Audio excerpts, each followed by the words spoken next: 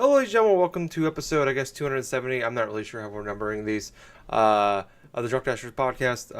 I am Tyler, your host as always, and joining me we have the man, the myth, the legend himself, Sir Colonel Gables. What's up, buddy? Hey, Tyler, not much. It's kind of funny just like talking with you, like just barely 24 hours from our last little excursion of a podcast. Yeah. Yep. But it's that time of the year again. Let's dive into it. Yeah. So on this episode, we're going to talk about Microsoft's press conference, and then a little bit later, I'm going to be releasing our discussion on Bethesda's press conference, which we haven't talked about yet. We're doing them in order as of they happened. So I'm going to run through it kind of the same way we did if you listened to EA's yesterday, where we just I ran through everything, and then we went and talked about the things that we wanted to talk about.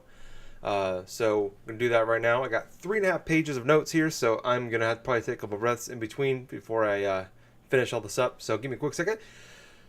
All right, here we go. So Microsoft, they announced that there are going to be 50 games at their press conference, 18 exclusives, 15 of them first time reveals or world premieres, whatever they want to call them.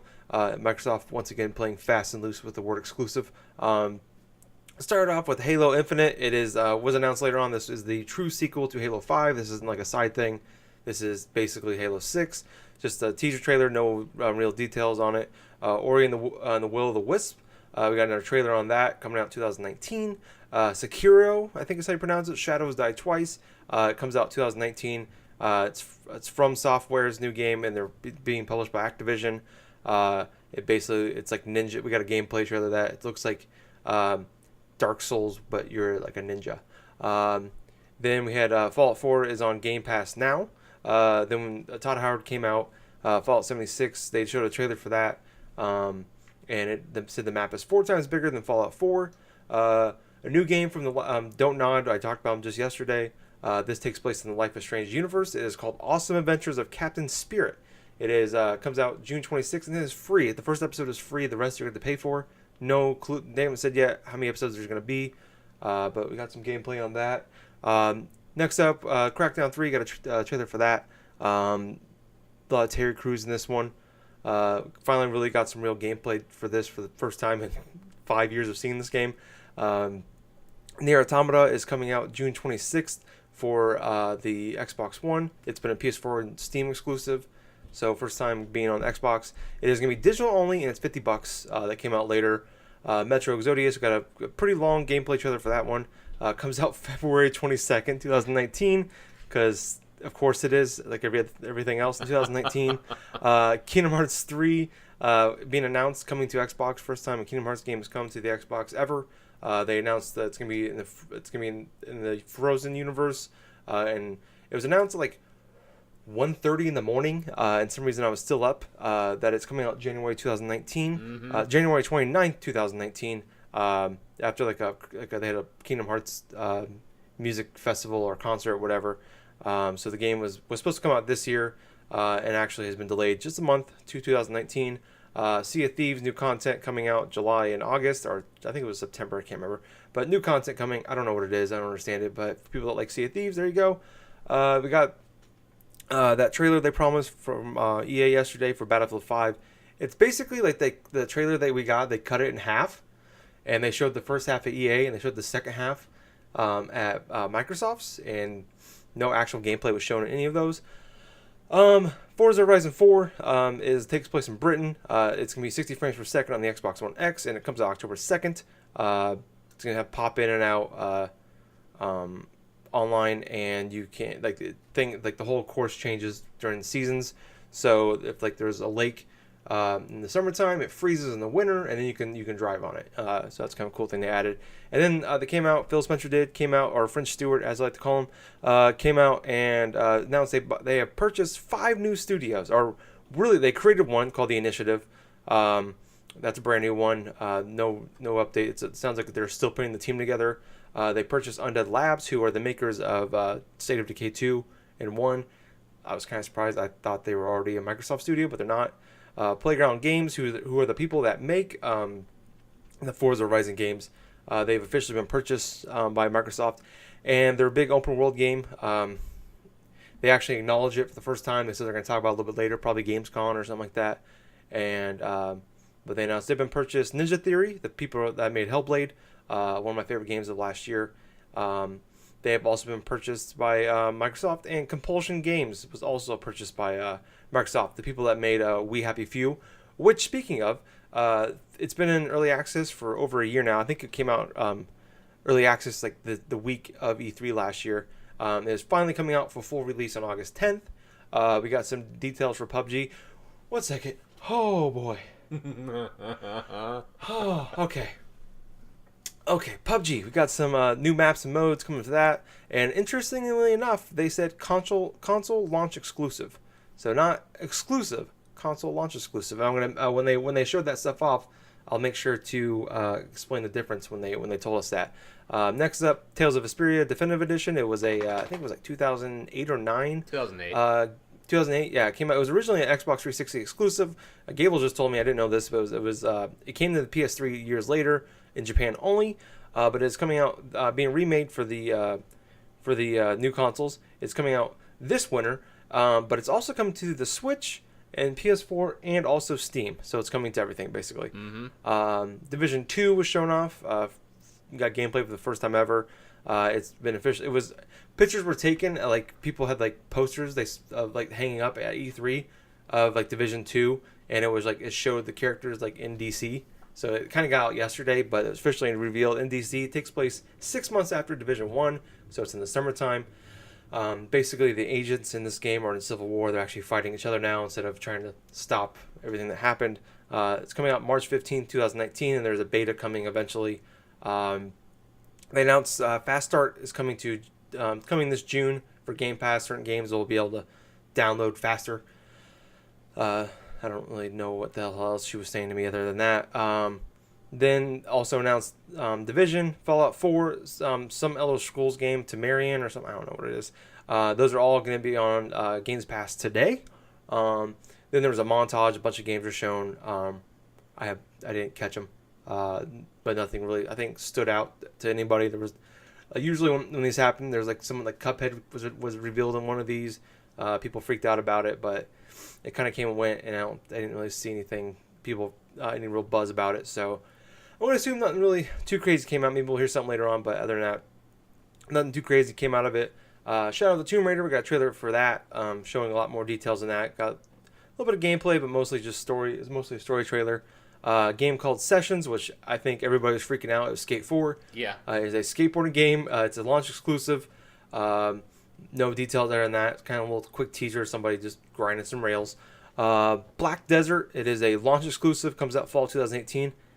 I don't even remember what the hell that game is, so I'm going to move on. Devil May Cry 5 was we got a teaser trailer for that one. Coming out spring 2019. One of the worst kept secrets in gaming that was happening, so it's officially been revealed. That's coming to everything. Cuphead DLC was announced. I think a lot of people were hoping for this, but no one really knew it was coming. But there's a new character, Miss Chalice, and the DLC is called Delicious Last Course, and it's coming in 2019. And then they show off a game called Tunic. It kind of reminded me of like a Zelda Hyper Light Drifter like game, but you're a fox. It's a launch exclusive on the Xbox One and PC. Kind of reminds me, like I said, more similar to like Hyper Light Drifter, like A Link to the Past, top down. Actually, and while I was watching this trailer, I thought of something I'd like to see at Nintendo. Yeah. The Drifter from Hyper Light Drifter and Smash. Not going to happen, but when I was watching it, I'm like, oh man, I love Drifter and Smash. So that tells you where I was at with this press conference at this point. Next up, so Phil Spencer came back out, said everything you're going to see from this point on is world premieres. Never before seen. For some reason, Jack's barking. I don't know why. But started off with it's a Bandai Namco game, a fighting game called Jump Force. It is like a Dragon Ball Z, Naruto, Bleach. I don't know Not what Bleach. the hell these things. One Piece. One Piece. Yeah, that. So like they all came together and made a fighting game. It looks more like a Pokken tournament style, like the camera does, and what some of the gameplay we did see. We got little sneak peeks. But that's coming 2019. Then Dying Light 2 was announced. I thought it was Nathan Fillion narrating, but apparently it wasn't. You can make choices. If people don't play Dying Light 1, it's like a parkour game, but it's like in a zombie universe, and when you go out at night, it's pretty much super difficult.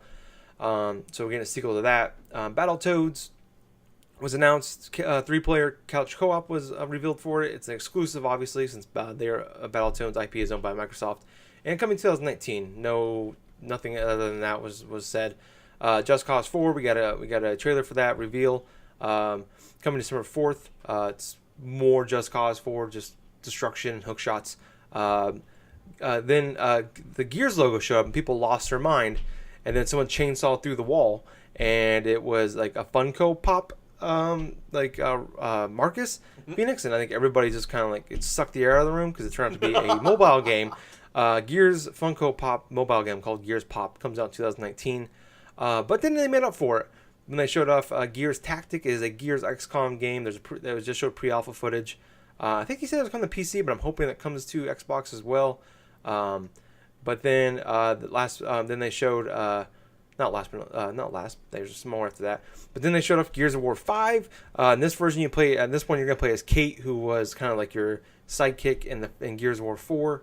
I don't really want to spoil Gears of War 4, but she is related to a major character in the first 3 games. Mm-hmm. And it's coming out in 2019. Showed a lot with that and how she's changing and all that. So, yeah. And then they started talking about they're working on some streaming services. That seems to be the next big thing. There was talk about Ubisoft president was saying that he thinks there's going to be one more generation, and then after that, it's just going to be everybody's going to have their own streaming service, kind of like where Netflix and Hulu is going. EA even had talked about streaming yesterday at the press conference. They just bought GameFly, so they have that going for them. And now Microsoft is talking about it, talking about you can stream console quality streaming on PC and phones. And then they also said they are actually acknowledge the fact they're working on the next Xbox console. And then it ended with Cyberpunk 2077, CD Projekt Red, new game that's been really, actually, I think they revealed it 3 or 4 years ago, but we haven't heard anything about it since then because they were still making Witcher 3 at that point. Oh, boy. But that was everything that was shown. It was about a little over an hour and a half, probably a long press conference. But yeah, so that is Microsoft's press conference. What did you think of the press conference?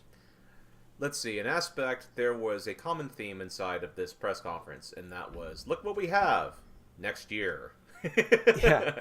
It was pretty much telling of the sort where it's like a lot of what their exclusives were, quintessentially, you either see console launch exclusives or just regular world premieres, regular exclusives.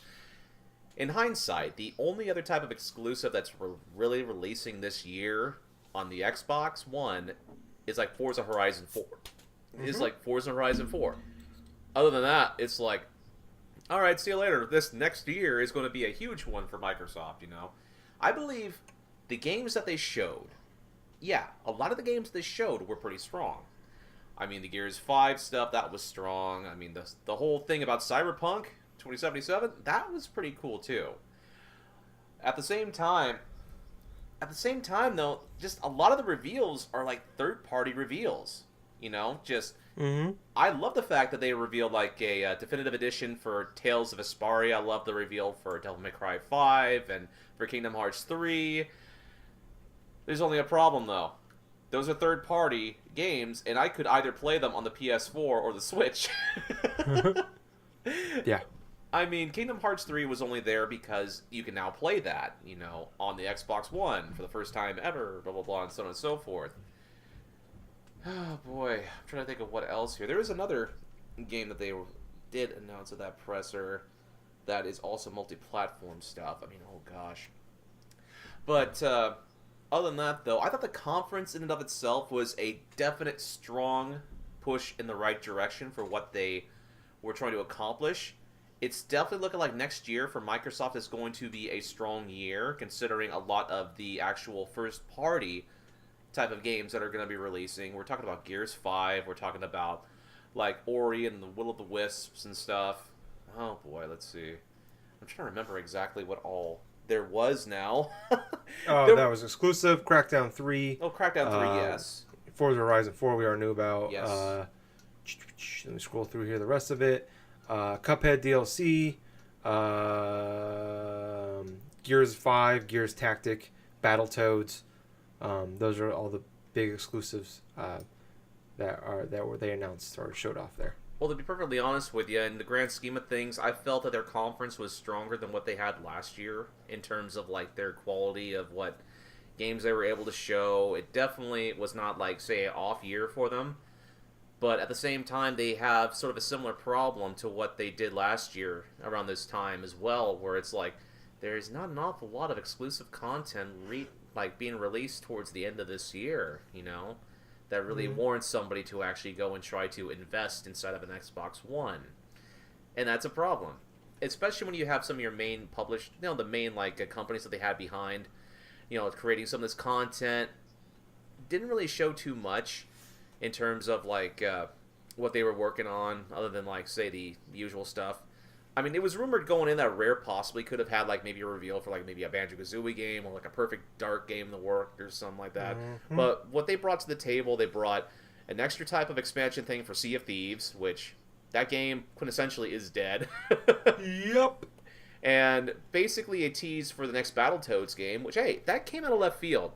But all we got there was just an initial trailer and nothing in terms of gameplay, nothing in terms of what they wanted to show. The things we did see gameplay of, we saw gameplay footage of Crackdown 3, which, hey, that looks cool. That looks like it's going to be a ton of fun to play. Let's see, we saw gameplay of Gears of War 5, which that looks excellent. But other than that, though, I kind of felt that there were some disappointing aspects of this conference in and of itself as well. I mean, they started off pretty strong by announcing the new Halo game, Halo Infinite or whatsoever, but that was just a teaser trailer, and we do not know when that game is going to be releasing. So, it's just kind of the point with the Halo series right now where it's I mean, yeah, I like the fact that they announced it so that people will get more hyped upon it, but yeah, it just did not look too interesting in my honest opinion. It looked like kind of generic in a way, But yeah. As far as my overall thoughts of the conference, the Microsoft press conference is pretty strong. Definitely was better than last year's, but at the same time, I think what brought it down was the initial amount of exclusives that were going to be released by the end of this year. Promises of games that are going to be releasing next year, and who knows what's going to dive into 2020 or what's going to be delayed up until then. So honestly, I would give this conference a 7 out of 10. Really. Okay. Yeah, no, so I thought about yesterday with EA's, where I went back and listened to our discussion about EA, and it was our thoughts were essentially virtually the same, but less enthusiastic about it. Yeah. Because the things that came out were hyped up, ended up being bullshit. And this one, I went back and I listened to the Microsoft press conference from last year that we did, and basically what we said in that one, and what happened last year, is virtually what happened again this year. Where they came out and they said, we got this many games to announce, 20 something of them are exclusives, a dozen first world premieres or whatever. And then it came out, it's really 7 of them were actually exclusive, and only one of them has actually come out so far, and that was the Forza game from last year. Yep. All of some of those that were announced last year were shown again this year. But on paper, the press conference alone, the entertainment value of it, it was 100 minutes or whatever it was, and it was almost never boring, or I was never checked out. I always had my attention. There's a couple down parts in it they do every year, like the Forza stuff, but every press conference has it. EA has their sports, Bethesda has their stuff that we'll get to next, but they always have their Forza thing that I just don't care about Forza. So I mean, the people out there that love it, but right, we don't, and I think a majority of people don't. But it's just one of those things. It's their biggest release this year, and as it was the last couple years. But if you think about it, really, Forza games, the last 3 big releases they're going to have for this console, the 3 big AAA game-wise, have been Forza games. Yep. They haven't had a big one. I mean, Sea of Thieves, I guess, but I mean, I don't know if that was necessarily AAA. But just running through it, Halo Infinite, I thought it was going to be some weird offshoot game, maybe a mobile game or something like that. Yep. No gameplay, but just the way it was shown off looked weird. Then come to find out it's that. I mean, I'm not a Halo guy, but I'm sure the people out there are excited for it. Ori and the Will of the Wisp, they announced it last year. I'm going to say the same thing I did last year. It's a great game, beautiful game, great soundtrack. It's too fucking hard, I can't play it. Speaking of too fucking hard, I can't play it. Sicario, Shadows Die Twice. That game looks really cool. I'm not a ninja guy or anything like that, but that game looks really cool. But I just know I'm not going to be able to play that game. But yeah, that game I'm sure is going to be fantastic. Fallout 76 we'll talk more about later. The games, two of the games before we got to the gear stuff that I was most excited about coming out of this, or two of the three, was Awesome Adventures of Captain Spirit, the Life is Strange universe game. Yeah. Coming out just in a couple weeks, which is even more cool for me. It's free, which is even better. But I'm just like, oh fuck yeah, this is Life is Strange 2. And it's not, and that's fine. I wonder if this is Life is Strange 2. Essentially, they're just calling it something else. But yeah, it's like you play as like a kid who's like using his imagination, and he has like superhero powers. Much kind of like what the latest South Park game was like, where it's like, it's just like using his imagination, like, and the powers are real to them, but like in real world, it's not. He builds a snowman, he sticks a firecracker in it, he imagines he has like a force, like powers from his hand, and blows up the snowman. So that game sounds kind of cool. They always do a really good job with their stories. I love Before the Storm last year. I raved about it, and then Life is Strange from a couple years ago was amazing as well. Crackdown. I feel like the most interesting thing for Crackdown for me has been the fact that Terry Crews is in it now. I love Terry Crews. Big fan of Brooklyn Nine-Nine. So, but yeah, I don't know. I didn't care for Crackdown 1. I don't think anybody liked Crackdown 2. But it's one of those games I'm definitely going to pay attention to as it gets closer. But February 22nd is like last year's October 27th, where like every big game is coming out that day now. You got like Days Gone, Anthem, Crackdown 3, Metro Exodus. Something's going to get buried. Two of those games are going to move. I said that last E3 when all three of those games were with Mario Odyssey, Assassin's Creed Origins, and Wolfenstein 2. I'm like, one of those games got to get pushed back, and neither of them budged. Which I get at that point, it's the holiday season, so you really can't. But someone's got to move. Something's got to give there. That's insane. You got 4 AAA games come out on the same day. That ain't happening. Someone's going to get delayed. Should probably be Anthem Crackdown 3. Yeah. Probably. Yeah, just for what's best for those games. Nier Automata, I absolutely adore that game. I raved about it in January. I'm glad more people get to play it. It's a fantastic game. So if you have an Xbox or haven't played it yet, check it out. I would say if you have another console or you have a PC capable of playing games, buy it on there. You can probably find it for $30 now instead of paying $50 for an Xbox One. Yep.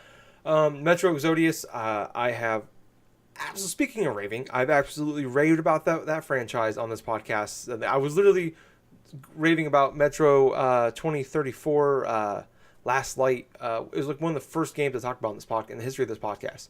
And I love the first one, Metro 2033. Glad sequel. Seems like it's more of a bigger open world.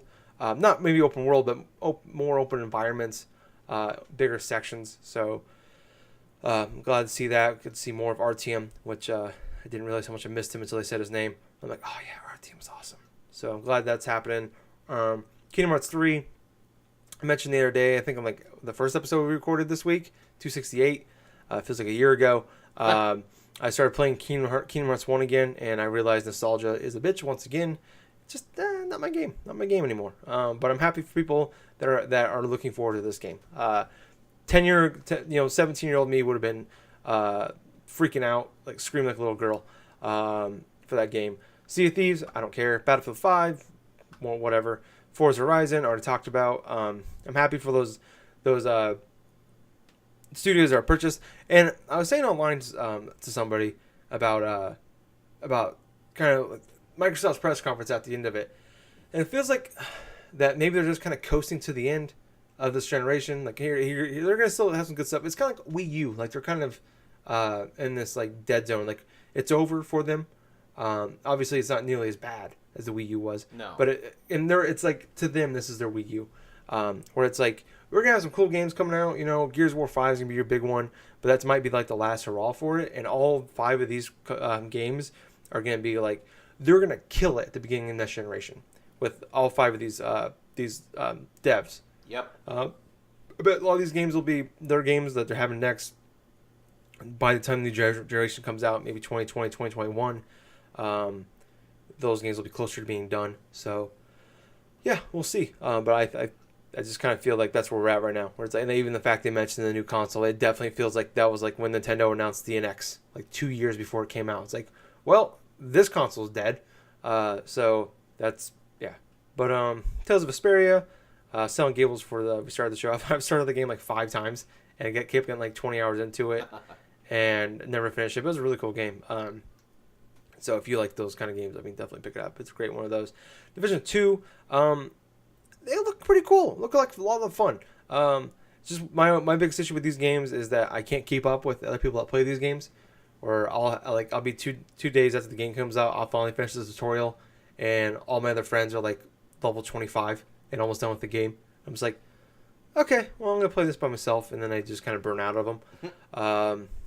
So Shadow of Tomb Raider, I'm definitely excited for that game. I've already got it pre-ordered.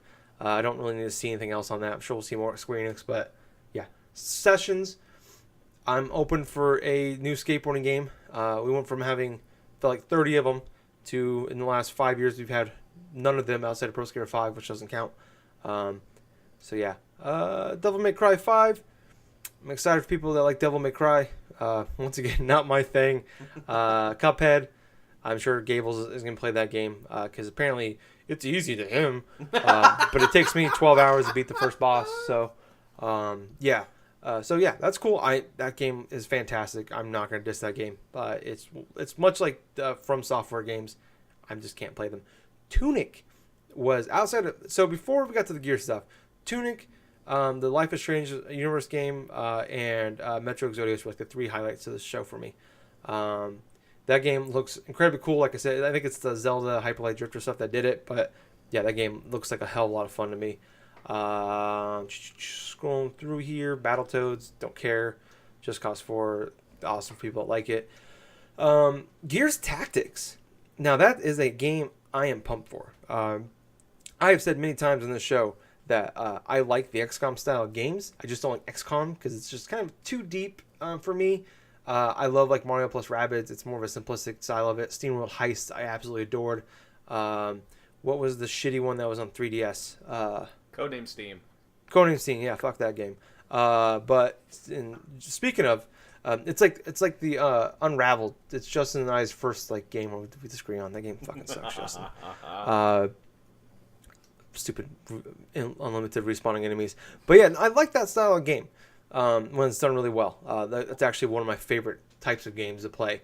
So one of those in the Gears universe, that could be awesome. Yeah, I hope to see more from that. I hope that they said PC, but I'm hoping that is on the console as well. That's one of those games that would be a thing for me to make me buy an Xbox. And that's the thing I said yesterday, and I said the year before that. The last 2 years, I've said, give me a reason to turn my Xbox One on.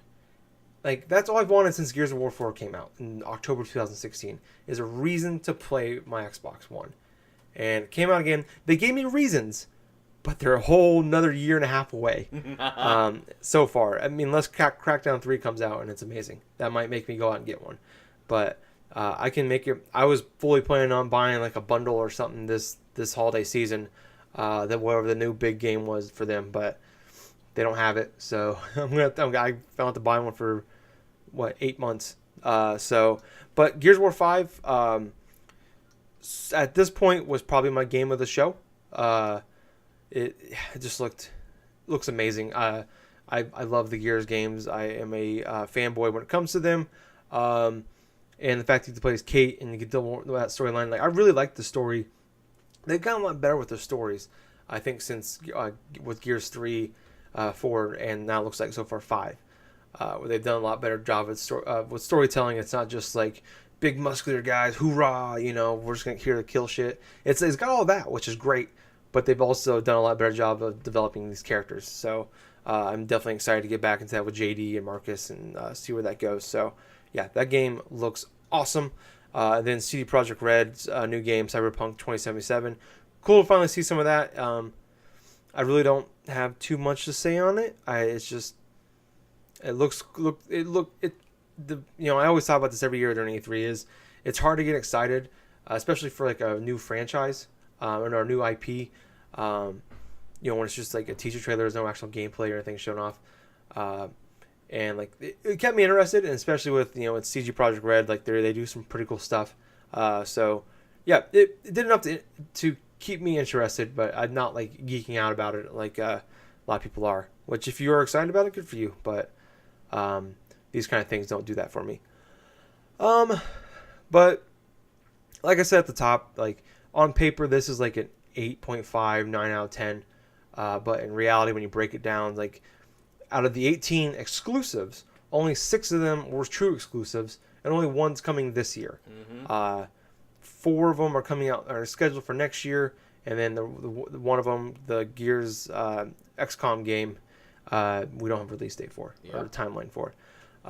So once again, we're gonna go a whole nother holiday season, a whole nother year of nothing for them. Like this it just kind of sucks. It really does feel like I know there's some cool stuff coming, but it's not as bad as I'm making it seem with when I compare it to the Wii U. But that's the closest analogy or something similar I can compare it to.